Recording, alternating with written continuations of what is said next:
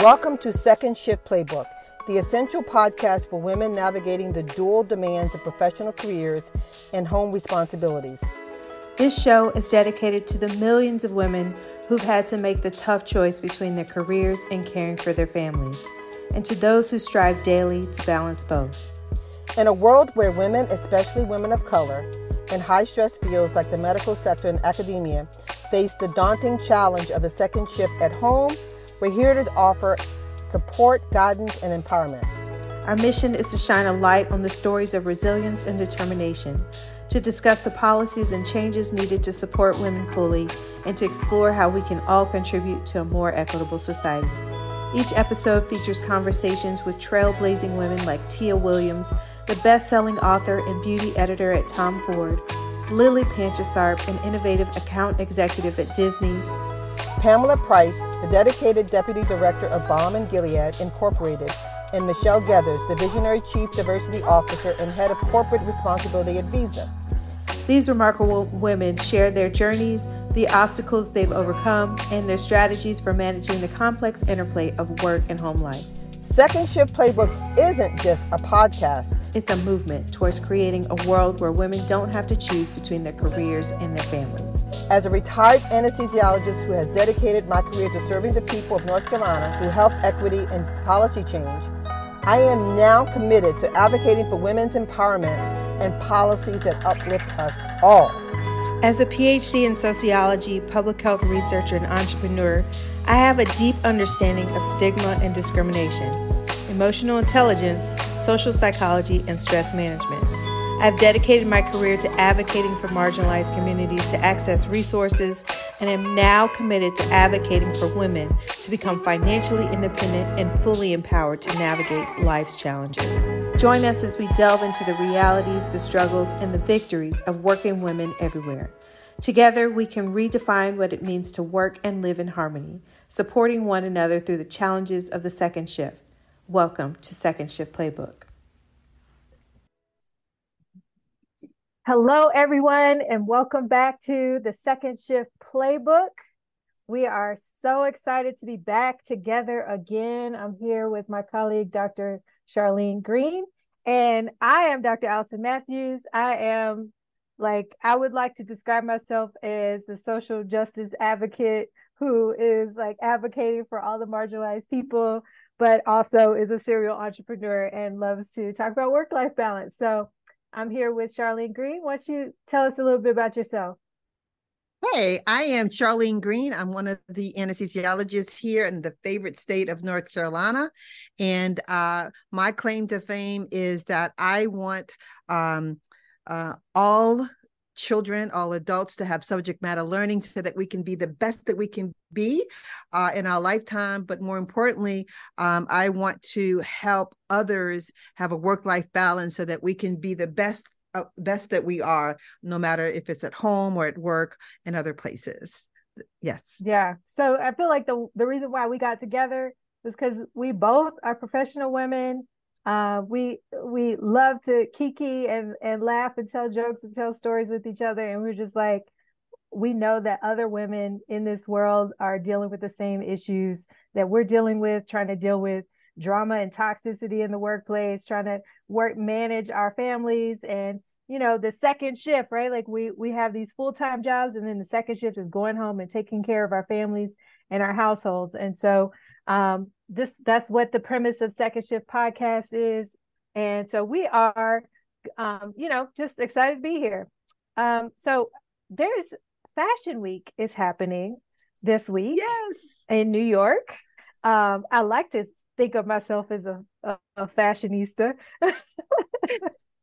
And we have our special guest on the show who has all the knowledge about Fashion Week, Tia Williams. Tia Williams, introduce yourself. Hi, you guys. Thank you so much for having me. I am Tia Williams. I am an author, and I was a beauty editor at fashion magazines for a really long time. So I definitely have a love of fashion. Yeah, and she's awesome. My cousin. And yes. Oh, and also Allison, me and Allison are cousins. Yes, and Fashion Week is a semi-annual event, right? So it's twice a year, and it's in Manhattan, correct? At different locations and that type of thing. But from your perspective, how much do the New Yorkers who actually live in New York get to participate? Or is it more of an international and national field where you get these wonderful designers and staff that come in? Do the average New Yorker get to participate in Fashion Week? No. So Fashion Week, there are several. There's New York Fashion Week, there's Milan, there's Paris, now there's Copenhagen, and there's London. And so those all happen twice a year. So Fashion Week is always it's like an industry event. So it's for fashion buyers, it's for fashion editors, it's for the makeup, glam, to see the new trends that are happening. A lot of brands have influencers come because that's their way of doing marketing. And stylists go so that they know what clothes they want to buy to put on their celebs for the upcoming season. So it isn't the kind of thing where anyone can just go, because it really is. It's a trade event. You get so how do the locals, no matter if it's Milan or Paris or New York, get to embody that? It's just that you all, go to the restaurants and you support the economy of the areas, or how does that work? Yeah, it's definitely that. And there's like a vibe. There's like a electricity in the air. If you're walking around, outside where a show is happening, like you might be photographed by a street style photographer and end up on a blog or end up in the New York Times style section. And there's this buzz everywhere because this international fashion community has descended upon our little island for the week. There's a lot of parties that happen. Yeah, that's a good example. Like, you don't have to be in the fashion industry to attend a Fashion Week party. So that is a cool way to get to feel like you're a part of everything that's happening. There's a lot of celebrity events. There's a lot of sample sales, which is fun if you're a shopper. That sounds great. Yeah. So Tia, tell us about yourself. Tell us how what you do on a daily basis and what makes you tick. Oh God, what do I do on a daily basis? Worry. So I'm the mother of a 14-year-old who just started high school. So I do mommy stuff, though it's really cool that she's like entering this era where she kind of has more independence. Like, she gets up and goes to school. She takes the subway. Like, I don't have to drive her. I don't have to tie her shoes. It's like, I don't make her lunch. It's like, oh my God, she could do her own thing. I have a book due in December. Yes. That I am nowhere near where I'm supposed to be. So wait, is this the one that you're doing pre-sales for? No, that one. You're done with that one. Yeah, it takes a lot longer than you think to publish a book. Like, from the time you finish a book, it'll probably be on stands a year or a year and a half later. Wow. So I have a book coming out in February, but I finished writing that this past February. Yeah. Okay. So the book I'm working on now is for 2025.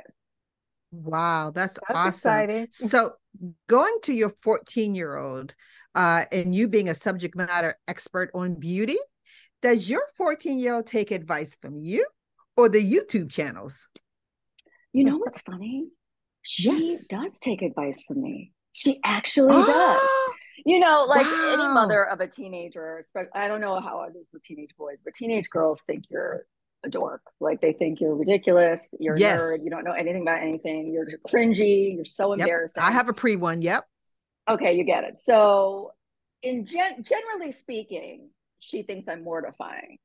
But when it comes to beauty, she knows that I'm the person to ask. Like, her friends ask me, wow, for advice. That means you are really awesome. Yes. That means you really are an expert. It means I know how to apply eyeshadow. Yes. Awesome. That's fantastic. If anybody's looking for beauty blogs, you're the one who's going to show up. So why would You go to Right. YouTube and you're the one who shows up. So of course she should follow your advice. So One Tia, would think, yeah. if you could tell us, like, I know that we're kind of like just talking right now, but if you could just tell us the number one beauty tip that you love, that maybe you utilize every day, that maybe someone would know to beautify themselves, that doesn't take more than 10 minutes, what would you say? This is going to surprise you guys. Well, maybe not, but it surprised me when I heard about it. Um, I'm a blush girl. I grew up in a blush forward house. Mm-hmm.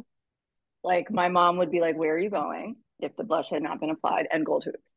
I wear blush on the beach. Blush can take you from, looking like you have mono to looking awake and radiant in 2 seconds. And what a lot of Black women don't know is orange tones look the most natural on us. Really? Not Wow. pinkies, not berries so much.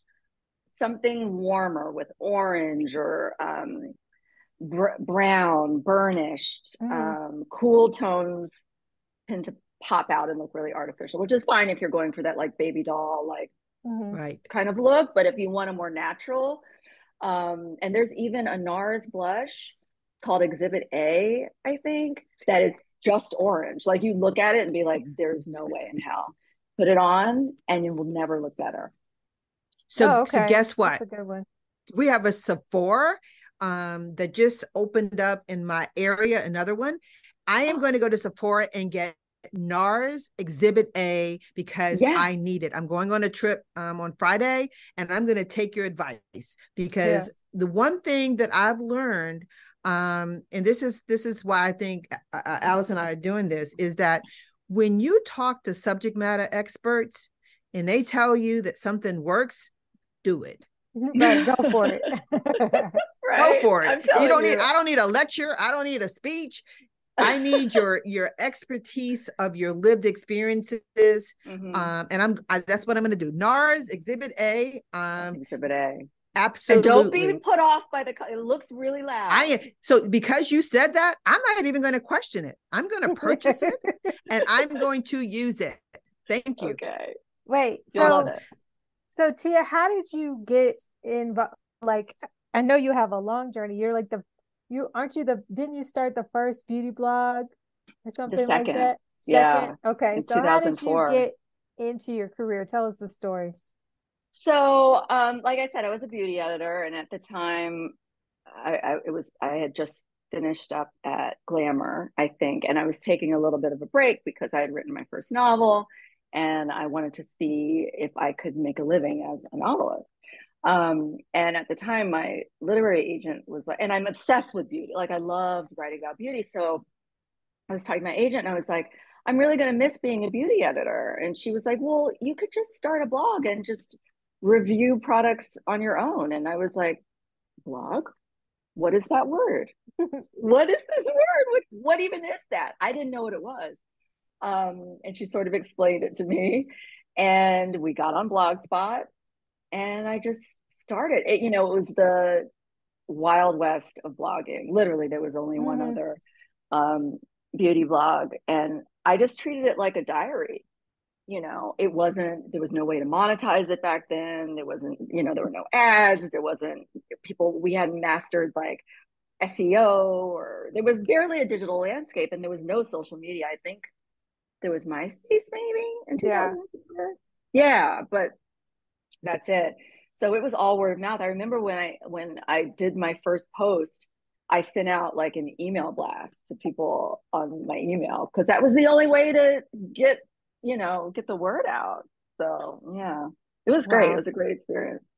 And then okay, but also how did you become a novelist? Like, were you an English major or how did that work? Extremely. Okay. Yeah. Yeah. I've always been a writer. Like there's never been any other choice or idea for me of what I would do with my life. I always knew I would be one.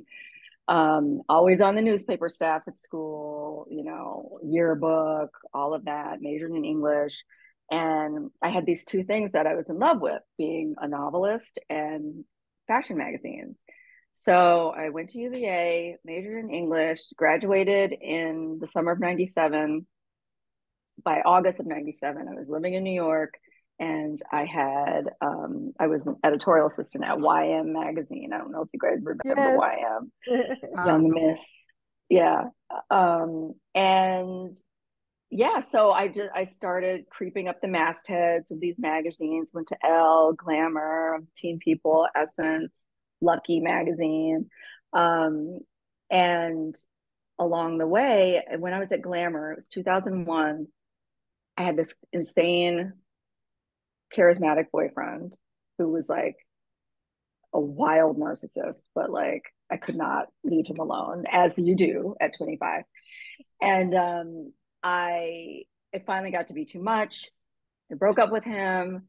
I left my job at Glamour, put all my stuff in storage, and I moved to Seville, Spain, just for a breather, to teach English to third graders.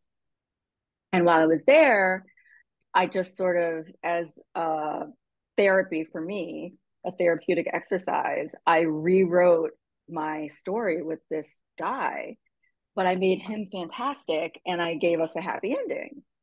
And when I got back home to New York, and started working at magazines again, I was like, I think this is my first book.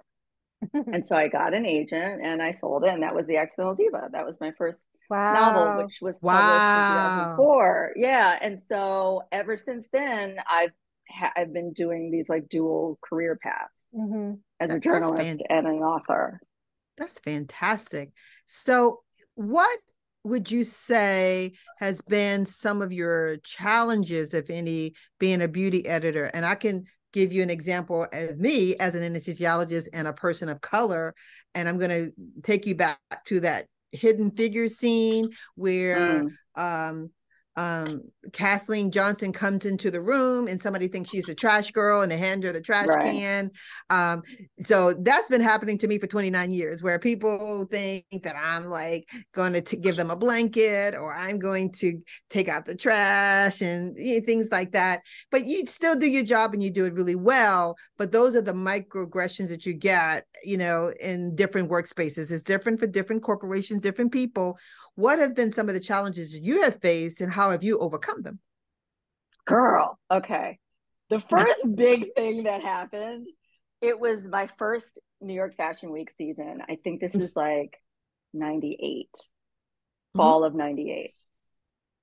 And, when you're a beauty editor or a fashion editor, especially if you're one of on the lower on the masthead, you have to go cover Fashion Week, not sitting in the front row, but going backstage while everyone's getting ready and interviewing the designer, interviewing the... Don't you tell me they told you to get up out of your seat.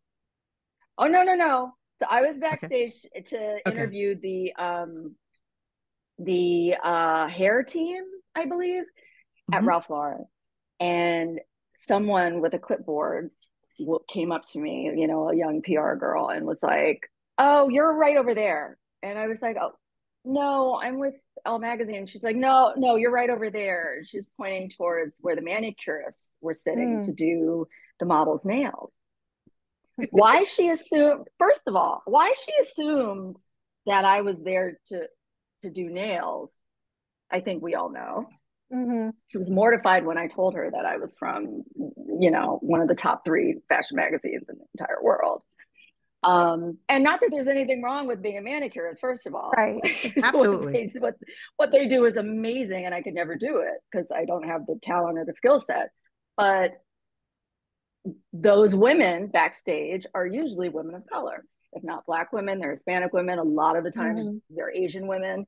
And when it's a very, everybody backstage is white except for me and Naomi, Wow. And I definitely wasn't there to be a model, so I must have been there, to do nails. And wild. I think I'm just going to say this real quickly. I know we got so much stuff to talk about. I think from my perspective, like I have to stay laser focused on what I do, and I'm so good at it. And it doesn't bother me because my focus is making sure that the patients get the most excellent, exceptional care, no matter what the noise is or what people say or what people do or things like that. But I think what many people don't understand is that when that happens, you do have to take a pause and you have to get yourself together to stay in that laser focused space. So it actually just detracts you from being amazing for maybe a minute or two. Right. Yes. So you have to refocus. And I think that's what people don't understand. So that's called, to me, I call it micro slits or microaggressions that we have to like balance back. And I'm saying it's unnecessary. Well, you know that Toni Morrison quote is almost exactly what you just said. She's like, the real function of racism is to distract us from doing the work. Like like we have to take a minute and justify our humanity. And then it takes us from whatever work, the work of living. Yes. Wow, and you become, it's a neurodivergent system or something. I don't know. But anyway, but I have learned to stay laser focused. But that's the reason why we're doing this podcast. How do we teach other people to stay laser focused and to be of excellence and keep out the noise? So yes, thank you for that. So what do you do? I think, sorry, go ahead. No, go ahead, Tia. What were you gonna say? Well, I was just gonna basically say the same thing. Like, you know, there's gonna be ignorance everywhere, especially when you're moving in mostly white spaces. And I think the era where I was coming up in the industry, you know, we were expected to do a lot of teaching and justifying and explaining. And what I think is really nice is that I look at my daughters, Gen Z, you know, and then Gen Alpha. Is that what's next? Yeah. I think so. They don't explain anything to anyone. If you don't get it, you can Google it. Like it's a completely different sort of perspective, which I think is moving in the right direction. Awesome. Yeah. That sounds great. What do you do to take care of yourself, especially when I mean, that's just one example, right? But I'm sure there's like a million of them. What do you do to take care of yourself?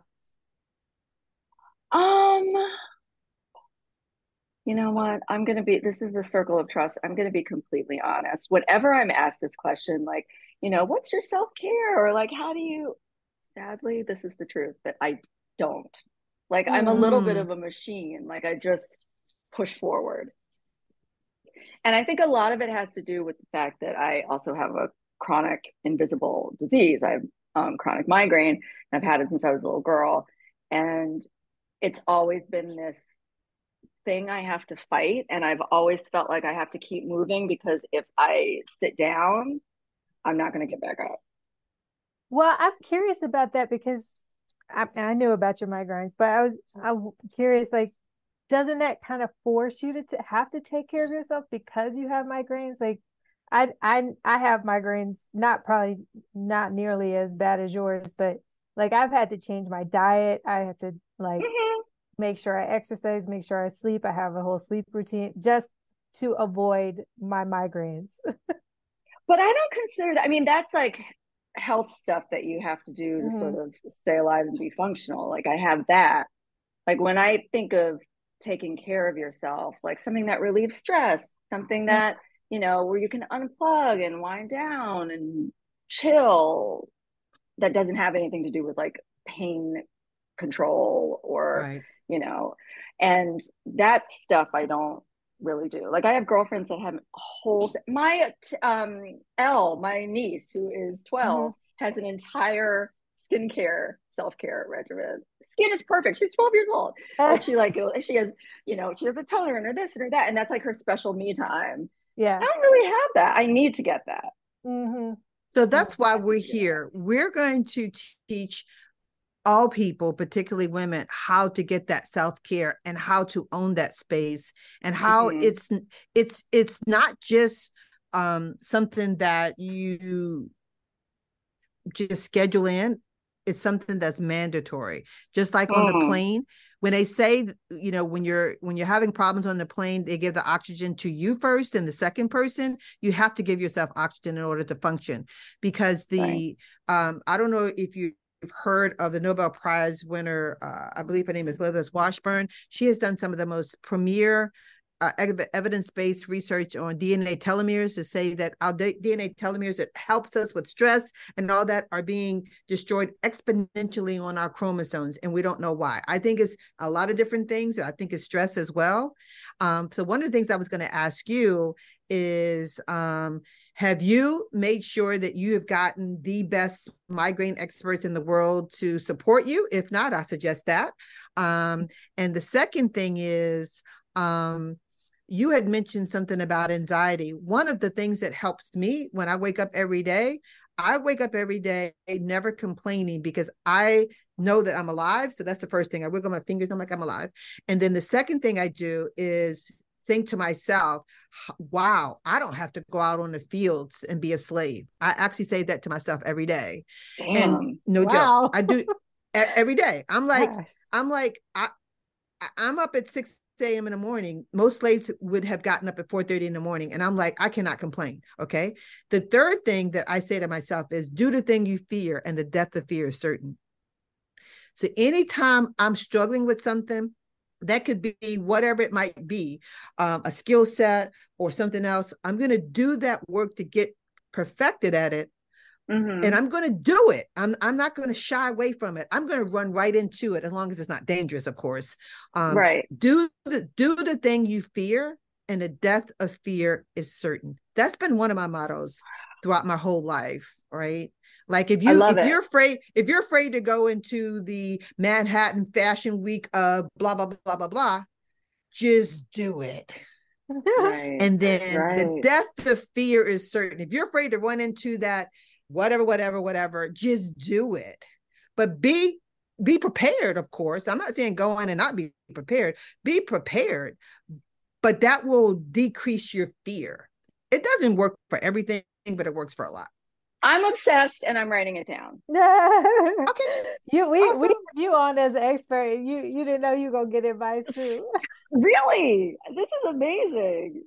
The death of fear is certain. Yes. And one of the things that I think has helped me with this podcast is I'm now becoming more of my own now, of like just really thinking through, like, instead of just like scripted or whatever, what really do I want to say, or what do people need to hear? All our lives, we've been scripted, and we've been like, this is what you should say, what you should do. But there are real life circumstances that we really need to help each other get through the day. How do we do that? Right. Right. And, and for instance, I keep a little black book, right? So when crazy stuff happens, you got to write the stuff in a little black book so you can make sure that you remember it.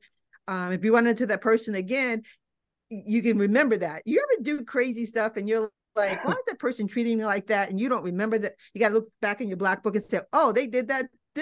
Oh, that's it. They've always been like that. I used to forget. Now I keep a little book and I'm like, oh, they're a little different. I just have to remember that. It's funny. Love that.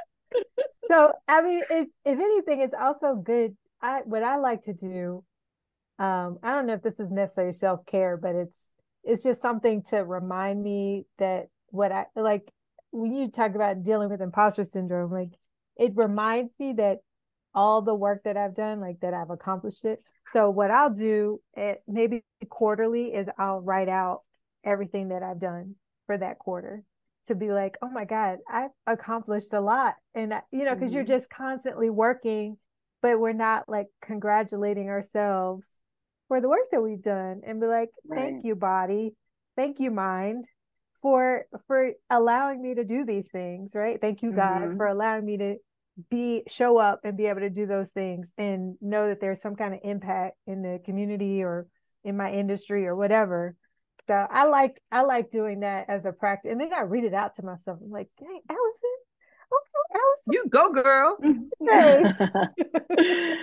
These are fantastic ideas. Yeah. Yeah. Putting things in writing really, really helps. Yeah. Oh, that's awesome. And I hear that you have something that's either a movie or a TV special. Is there something that you have like that? Yeah. So one of my books, The Perfect Find, was adapted into a movie on Netflix starring Gabrielle Union. Congratulations. Yes. Thank you. It came out this June. And then my last novel, 7 Days in June, is being adapted to a TV series. But Oh, that's it's exciting. on, yeah, I know, but it's on hold right now because of all the strikes. So Okay. So the one It's you not just going to mentioned, be, is it on TV or is it on Netflix? Is it on it'll Amazon? be Where is it? we don't know which streaming service it's going to be, but it's going to be on a streaming service. Right. But the first one So you mentioned, is that one it's so on going the now? first one is Netflix. on Netflix. Yeah. Yeah, it's And what is now. that Yeah, called? The Perfect Find. And Yeah. who's in the movie? Who's in the story? Gabrielle Union is the No, yeah she's Gabrielle the Union from lead. Sleep Number, the Oh, yeah. She has commercials. a commercial. I was like, We got to wait get a Sleep minute. Number on here. Sleep Number, yeah. She has convinced me to get a Sleep Number. Right? That took me a minute. I was like, what movie was that? It sounds like a thriller. No, I'm like, this is so real. I'm like, I need to get a Sleep Number. I told my Oh husband we my getting a Sleep God. Number. That is I know hilarious. that she sells the hell out of those Sleep I Number know her. brands. I was like, she and Dwayne Wade have really done a good job of like getting some Yes, Totally. sleep numbers right. in. But Gabrielle Union plays. Does it play a character in your book? Or She plays the main character. Yeah. Yeah. wow, I love her. Well, Yeah, what she's I was so going good to in it. ask was like with the TV show, would she be doing a cameo? Because, I know how the books are connected. Yeah, you know what? I didn't even think about that. But I feel like Yeah. she has Yes, to. Yeah, yeah. awesome. Have you met her? Yeah, I met her several times. She's Oh, so nice. She is awesome. She lovely seems really nice. Awesome. and Um, so beautiful. It's painful. Like, girl, you just wow. walk around like this? Yeah. Well, with your expertise, she's got to talk to you about like, her beauty regimen and all that. But we'll leave that out because that's probably personal. But I'm quite sure she has asked you some questions because I know that you are an expert. I guess one of the questions we always ask people is about books, but you've already told us that you are a prolific writer and I'm a and prolific doing an reader. amazing job. And a prolific reader. Yeah. Yeah. So So, Yes. what's some of your favorite books that help you navigate your life and kind of inspire you? so many. So, I don't really read self-help books. Mm-hmm. I read a lot of fiction and a lot of memoir. Um, I just recently read a novel called The Guest by Emma Cline, which was completely amazing, kind of about this young grifter girl that goes to the Hamptons for the summer and doesn't know anyone and sort of hustles her way through society, which is so interesting. I love scammers and grifters. Yeah. Any documentary about, cults, scammers, like I'm there. I love Kennedy Ryan, who is another Black romance novelist. She just released a book called Before I Let Go that is really smart and beautiful and grown up. Like it's this Black couple, married couple who owns a restaurant together and they get a divorce.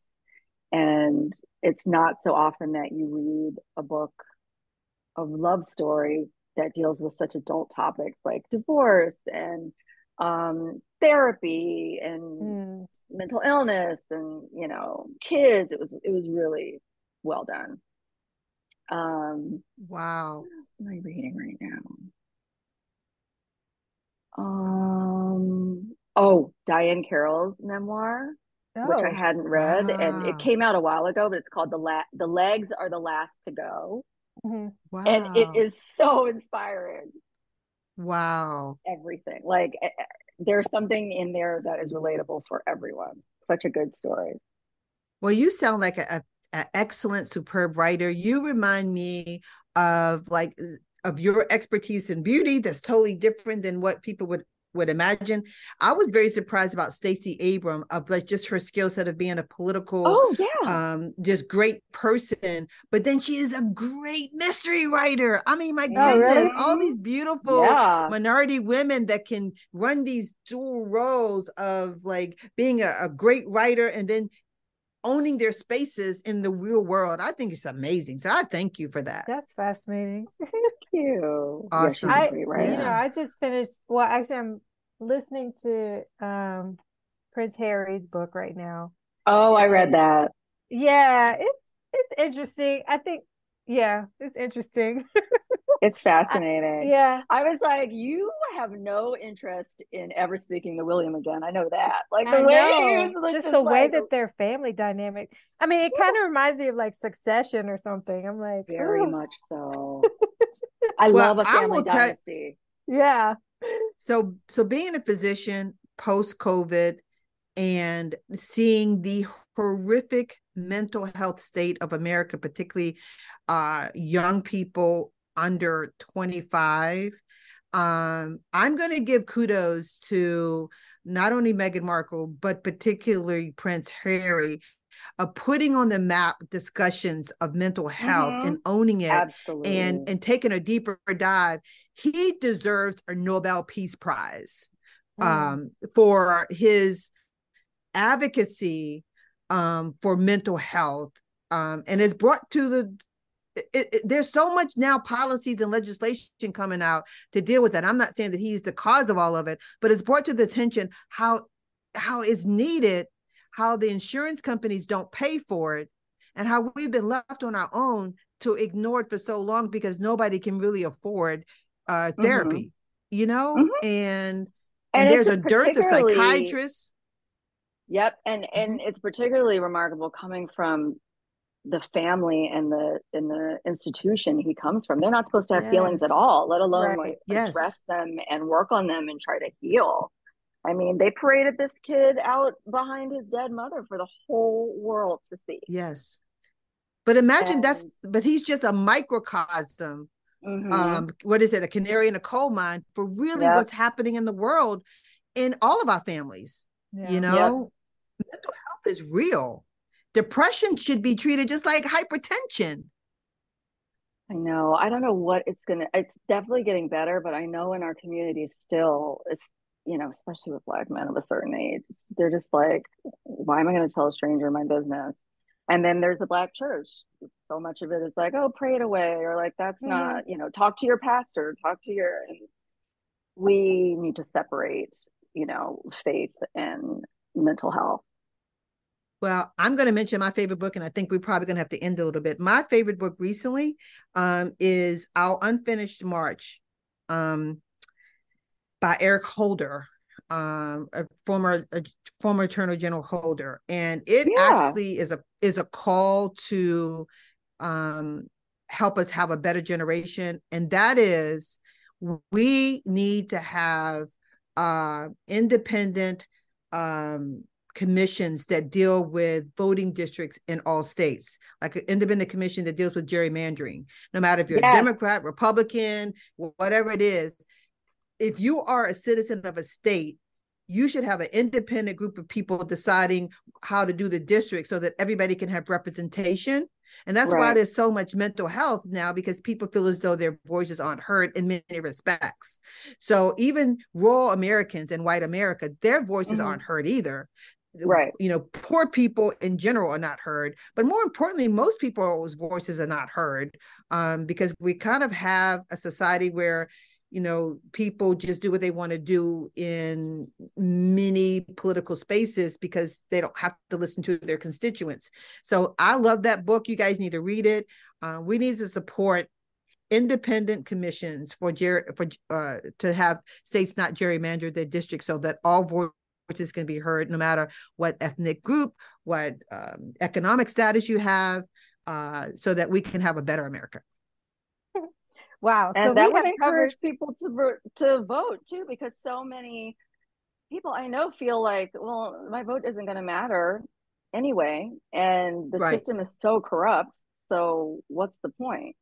Yeah. Well, I don't think the system, I think saying the system is corrupt is just putting in that whole narrative. I think we just need to have people like us who have a voice be able to elect our legislators and maybe give them the opportunity to do something better.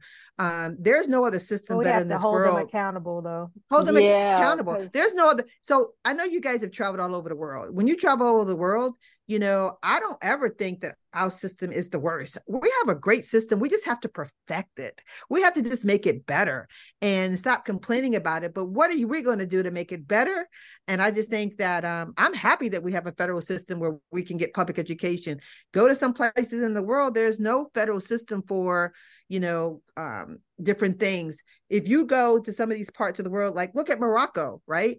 How is it they don't have a emergency federal system that can come and give them billions of dollars to rebuild their homes, right? Mm-hmm.